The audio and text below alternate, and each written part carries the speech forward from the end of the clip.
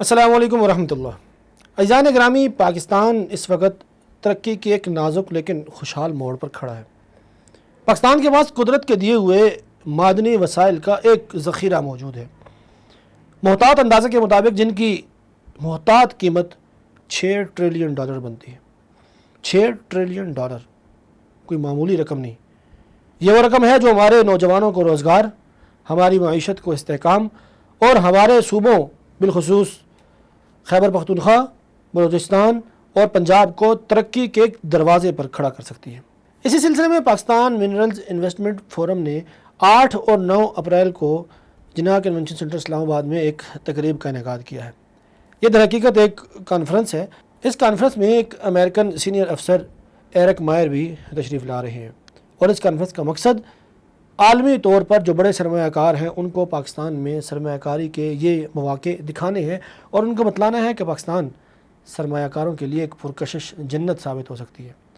ہمارے پاس یہ معدنی ذخائر ہیں، قدرت کے دیے ہوئے یہ بیش بہا تحفے ہیں ہمارے پاس۔ آئیے ان پر انویسٹمنٹ کیجئے، ان پر سرمایہ کاری کیجئے، بدلے میں آپ کو بھی فائدہ ہو اور ہمیں بھی فائدہ ہو۔ پوری دنیا اسی طرح کرتی ہے، اپنے ان چیزوں کو کیش کرواتی ہے، ان چیزوں کو اوپن کرواتی ہے، عالمی طور پر اس چیز کی ویلیو بڑھتی ہے، ملک کی ویلیو بڑھتی ہے، عالمی طور پر پاکستان کے اس ملک کے ریاست کے تعلقات مستحکم ہوتے ہیں۔ لیکن یہاں کہانی میں ایک ٹوسٹ آتا ہے، ایک موڑ آتا ہے۔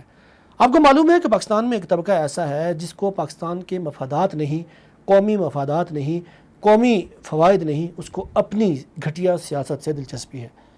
قوم جائے بھاڑ میں، ملک تباہ و برباد ہوتا ہے، خاک میں بدھن ہو جائے، ہمارے ادارے تباہ ہو جائیں، ان کو کسی قسم کی کوئی پرواہ نہیں ہے۔ انہوں نے تو ناچ ناچ کے گھنگرو توڑنے ہیں، انہوں نے شہداء کی تضحیک کرنی ہے، انہوں نے اداروں کو لڑانا ہے، انہوں نے عوام اور اداروں کو ایک دوسرے کے خلاف کھڑا کرنا ہے، انہوں نے اداروں کے خلاف کمپین چلانی ہے، انہوں نے پاکستان کے امیج کو تباہ و برباد کرنا ہے، انہوں نے پاکستان کا سافٹ امیج نہیں، پاکستان کے اندر سے جو اس طرح کی خبریں نکلتی ہیں وہ خبریں میڈیا پر لانے کی کوشش کرنی ہے، اور دنیا کو بتلانا ہے کہ اکا دکا جو چھوٹے موٹے واقعات ہر جگہ ہوتے ہیں ان واقعات کو میڈیا پر لا کر پاکستان کی بدنامی کا باعث بننا ہے۔ اس کو کہتے ہیں پاکستان تحریک انصاف، بلکہ میں تو ان کو پاکستان تحریک انتشار کہا کرتا ہوں۔ ان کے بانی اس وقت اڈیالہ کے چانسلر ہیں اور اپنے کردہ گناہوں کی جو سزا بھگت رہے ہیں۔ اب انہوں نے کیا کارنامہ کیا ہے، کوئی محب وطن پاکستانی ایسا نہیں سوچ سکتا۔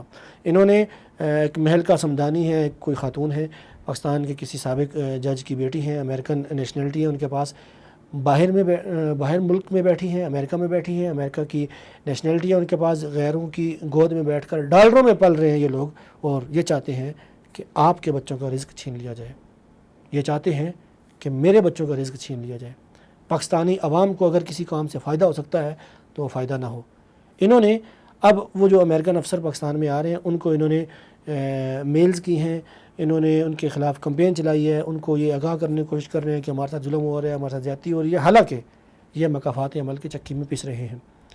ان کے ساتھ کوئی ظلم نہیں، کوئی زیادتی نہیں، ان کے لیڈر اپنے کردہ گناہوں کی سزا بھگت رہے ہیں۔ اور 26 نومبر کو اسلام آباد میں ہونے والی ناکام فائنل کال کے موقع پر جو انہوں نے ایک پروپیگنڈے کی بنیاد رکھی تھی، اسی پروپیگنڈے کی بنیاد کو آگے بڑھاتے ہوئے اسی کے اوپر انہوں نے ایک زبردست قسم کی کمپین لانچ کی ہوئی ہے کہ گولی کیوں چلائی، اور اسی کمپین کو لے کر یہ چل رہے ہیں۔ پہلے 1200 لاشیں تھیں، پھر 800، پھر کرتے کرتے اب یہ کوئی میرے خیال میں درجن تک لاشوں تک پہنچے ہیں، لیکن پروپیگنڈا اسی زور و شور سے جاری ہے۔ اب انہوں نے یہی حرکت دوبارہ سے کی ہے، اور ان امریکن افیسر کو انہوں نے میلز کر کے ان کو ڈرانے کی دھمکانے کی کوشش کی ہے، اور ان کو اس حوالے سے متنفر کرنے کی کوشش کی ہے۔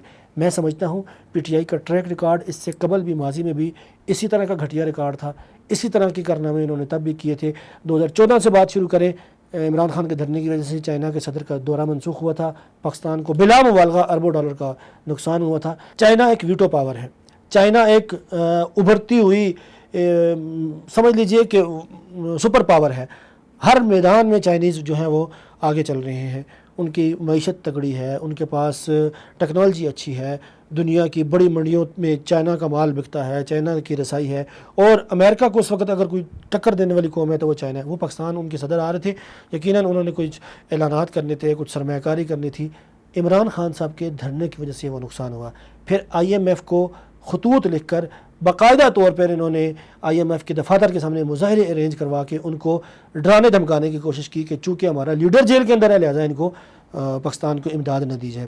پھر انہوں نے شنگھائی تعاون تنظیم کے اجلاس کے موقع پر پاکستان میں جنوبی ایشیا کے یہ جو تمام ممالک ہیں، ایشیا کے تمام ممالک ہیں، ان کے وفد آئے ہوئے تھے، سرمایہ کاری کے اعلانات ہونے تھے، پاکستان کے ساتھ ان کے تعلقات بہتر ہونے تھے، اس موقع پہ انہوں نے احتجاج کی کال کی۔ تو یہ ہر اس اہم موقع پر جس میں پاکستان کا مفاد ہو رہا ہوتا ہے، عوام کو فائدہ کچھ نہ کچھ ہو رہا ہوتا ہے، پی ٹی آئی نے آ کے اپنا لچ تلنا ہوتا ہے۔ تو میری یہ گزارش ہے کہ عوام ان کی اس سازش کو سمجھیں، عوام ان کی اس چال کو سمجھیں، عوام یہ دیکھیں کہ کون اس قوم کے فائدے کی بات کرتا ہے اور کون اس قوم کو نقصان پہنچانے کے در پہ ہے۔ دیکھیں، میں پہلے کئی دفعہ یہ بات عرض کر چکا ہوں کہ ہماری سیاست، ہمارے تعلقات، ہمارا اٹھنا بیٹھنا، ہمارے کسی کے ساتھ ریلیشن، وہ سب پاکستان کے ساتھ وابستہ ہیں۔ وطن عزیز ہے، پاکستان سلامت ہے، ریاست سلامت ہے، تو تب ہمارے یہ تمام تعلقات بھی ہیں۔ خدا نخواستہ خاکم وطن ریاست ہی نہ ہو، ملک ہی نہ ہو، وطن ہی نہ ہو، تو ہماری پہچان کس کام کی؟ ہم کس کام کے؟ ہمارا نام کیا ہے؟ مسلمان ہونے کے بعد میری جو سب سے بڑی پہچان ہے، جو شناخت ہے، وہ پاکستان ہونا ہے، پاکستانی ہونا ہے۔ اور اگر خدا نخواستہ پاکستان ہی نہیں ہے، ریاست ہی نہیں ہے، تو پھر تو جو دھرتی ماں کی اس مانگ کو اجاڑنے میں لگے ہوئے ہیں، ان کے چہروں سے نقاب اتارنے کی ضرورت ہے۔